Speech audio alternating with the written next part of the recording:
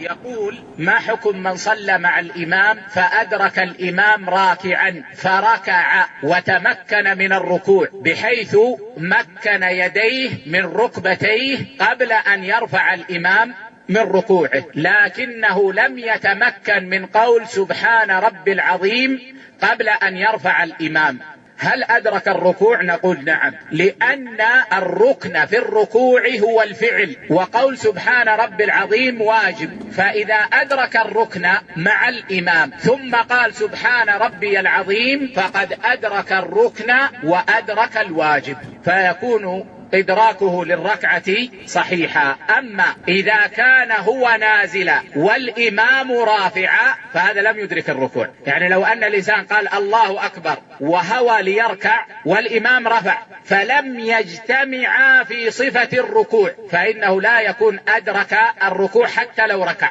لكن بعض أهل العلم يقولون إذا فاته ذلك لعذر فإنه يكون أدرك الركوع ولو ركع بعدما رفع الإمام لأنه معذور، لكن الذي يظهر والله أعلم أنه إذا لم يدرك الإمام راكعا فإنه لا يكون قد أدرك هذه الركعة.